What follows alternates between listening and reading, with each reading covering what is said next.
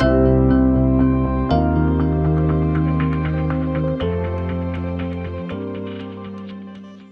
boys, welcome to the Culture Couch Live. Jez, any quick news? I know you got the Rhinos hat on again. Jez, quick update. Tomorrow, mate. Tomorrow, the Challenge Cup final at Wembley. Everybody in Australia, be up at 1 a.m. to watch the Leeds Rhinos flog the Salford, whatever they are. We don't care even what the Salford team is. We just know that the Leeds Rhinos are going to smash them. All right, very good. Is that the league that the Toronto Wolfpack are in, Jez? Yeah, although I think they might have been thrown out, haven't they? I'm not sure. Oh, really? I'll have to look it up. Yeah. Interesting. Well, COVID had a big impact on international travel, in case you haven't known. Yes. All righty, boys. Let's jump into the first question from Jamie. I've got a plumbing company with 11 plumbers. They are all men and they aren't into either sharing their feelings or holding each other accountable. Would your system work for us? Who wants to tackle that one first? Good question, because we started to do a lot of building work, haven't we? A lot of work, I suppose, the blue collar stuff and that. So it's a really good question. So, Jez, I might throw to you first, because I know you've been doing a fair bit of work with me in that space as well. Yeah. It works exactly the same, to be honest. Like when you think of a football club, whether it's a local community club like Torquay down here, or whether it's Geelong Football Club when you start, it's just a group of young men who aren't used to communicating in a structured way. So a workplace is no different. Where if you've got, was it Jamie? Yeah. So if Jamie just sets a time each week to sit down with the guys, and probably Friday afternoon normally works pretty well in those sorts of industries. Sit down with the guys, just go around, make sure everybody has their say. So, shout outs, what's working, what's not, any challenges and things you think we can do to improve the workplace. Yeah. And so just go around one by one, let everybody have their chat. Initially it'll be pretty funny. Like it'll be like, Jamie, get ready for some really uncomfortable silence. Yeah. Be prepared just to sit there and let the boys sort of go, think about it. But after a while, if you stick at it after a couple of weeks, it'll get a bit better. And in 6 weeks' time, mate, you will, I promise you, they'll all be chatting, they'll all be contributing, because what you're doing is you're giving them an opportunity to have a say in how they can improve their workplace. And to sort of be okay to say, hey, well done, well done, Emil. Hey, thanks for doing that, Ruzi. So it's just about rewarding what's acceptable or not. And it'll be uncomfortable at the start. That's my experience, is that sometimes you think, I don't know if this is going to work. But after, if you stick at it and make it regular, it'll happen. So I don't know if that helps, Ruzi, but yeah, I love it, Jez. And I wasn't going to ask you, because sometimes people think it's really complicated, but in reality, all you're trying to do, whether it's 11 plumbers or 10 execs with a ASX company, you're trying to set standards. You're just trying to define what is acceptable and what is unacceptable. And I think what my message to Jamie was, and you can piggyback on the back of this if you like, is just set some standards, and then the boys will understand what is acceptable and what's not acceptable. Is it as simple as that? Yeah, I think so. I mean, look, it doesn't matter whether it's a sporting club or a plumbing business or a cannabis manufacturing plant. All things around talking about your feelings or what's working and what's not is awkward at first, specifically based on certain profiles of individuals that are myself. It's not natural to me. I'm an introverted person and analytical. It's not easy to open up and have dialogue, but once you get over that first couple of hurdles, it's good. But you always find that at the end of the day, we're also all human. So the reality is feedback, positive feedback, irrespective of if you're a plumber that's been in the trenches for 20 years, is going to help you feel good about yourself. And that makes you feel better and to open up and give other people feedback, but also talk about things that are challenging you as well. So you just got to get over the hurdle and get on with it. But it works. It should work for everyone. Our business or our solution is agnostic to the organisation or the sporting teams. Emma, I want to take you forward, because what I love about what we do is the awkwardness at the start. Funny's not the right term, but we've seen it and we know what it's going to look like. But what I love more than that is that 12 weeks down the track, how different the conversation is, isn't it? It's awesome. Because they all start to feel comfortable. Doesn't matter what industry it is, you see a dramatic change over that 3-month period, don't you? Yeah. We've been getting some emails from clients recently saying, just bewildered by the fact that they've been able to get certain responses and interaction going, when at first, as Jez pointed out, it's, not much is being said. I had a couple of experiences back in Melbourne a while back where I was working with a trades company, and we ran some check-ins at 5 a.m. in the morning. Luckily, they were near my place in Oakley. Imagine 5 a.m., the silence at 5 a.m. when we first rock up to the facility. It was fantastic. And they just did a check-in on how the weekend was and what's coming forward. But it can be done. It will always feel, anything new always feels a bit awkward. I always say Jimi Hendrix didn't pick up the guitar and start playing Purple Haze in the first half an hour, right? So there's always going to be awkwardness and resistance. There's always resistance, isn't there? The other point to Jez's thing is I always like to give people time to think about their answer. So you might present the 2 or 3 questions, but because we have people who are introverted and extroverted, the introverted people, especially the analyticals like Woz, will want to think their way through it. So I like to give them a couple of minutes.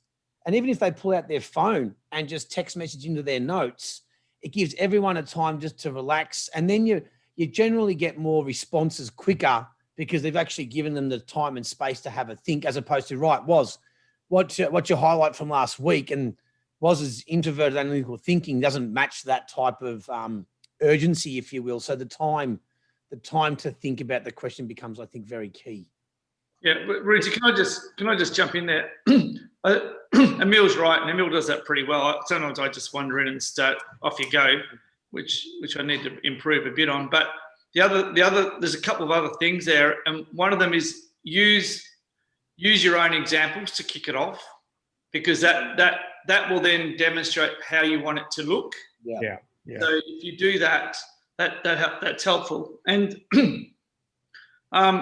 give everyone a voice, make sure it's regular. But I'll just give one tip, which I think will help for Jamie. Take humour out of it. Yeah. So just say to the boys, okay, we're not going to joke about this. This is here to help us make this a better workplace. Because when you get a group of people and they're uncomfortable, the first thing they do is make a joke or hang shit in someone, and that kills it. So just say, we're just going to take humour out of this for the next little bit, and we're just going to practice it. It'll be uncomfortable, but no jokes, and I think that'll help as well. Yeah, and I think you touched on before, Murph. I mean, a footy club is the greatest melting pot of people you could ever imagine. When I went to Fitzroy, there was labourers and plumbers and bricklayers, barristers, teachers, etc. And the transformation in AFL football has been extraordinary. So my answer to the question would be simple. If it could work at a football club with such a broad spectrum of people, it can work anywhere. And we know that, but it's a really good question because it's a reminder to us to make sure we're talking to, we tend to talk corporately, et cetera, exec teams a lot. So it's a great question for us to make sure that the people listening understand we deal with a lot of diverse companies, and we deal with a lot of different layers within that companies. And one other thing on that, and this is a bit coming up to me with that company I was talking about. When we are given the time and space to think about improvement, most people are in some way, shape or form having that conversation anyway, whether they go home and have it with their spouse or partner, or they go to the pub on the weekend and chat with their mates not in the company, or they have it one-on-one with someone they feel comfortable with. We're generally having conversations anyway. I love that, we talk about open and honest conversations. They're best in the open, because then we can all do something with it. So for Jamie, they're having the conversation. All you're doing is just putting it out in the open. Now you can deal with the actual information. 100%. 100%. And that's the part I find about like the integrity of situations where you're not, where the individuals are having closed door conversations about things that aren't going right, but can't bring it forward in an open forum to talk about it. And that's where companies fail. But Yeah. bring that open forum, as long as it's done in an environment where you're not going to get attacked. And that's the big part about that, like Jared said, that the individual owner leading the scenario and talking about stuff and maybe exposing things that he could have done better first off. So showing a bit of vulnerability, for example, is a good way for others to feel comfortable about talking about stuff that they think can improve. 100%. And I love that the humour aspect, taking that out, because often Em, in those forums that they're having the discussions, there may be a beer involved and humour involved, and no one really knows, is he serious or not serious? Right. When you're doing it in a more formal setting, then you can actually say, well, hang on, thanks for that feedback. There was a bit of a snicker, but you really mean that? Sorry, Paul, I actually do mean that. Nice t-shirt, Rizzy. Yeah. Joke. That's the sort of humour that comes out. What's wrong with it? Yeah. I thought you were giving me a compliment. Yeah. He was. Case in point. Exactly. No, 100% agree. And it's so part of the Australian vernacular too. So great tips. Second question is for Marion. I've got a sports background. What advice to someone who feels the lack of team in a corporate environment? How do I promote more of the team environment in my corporate team? Maybe start with you, Was, this time.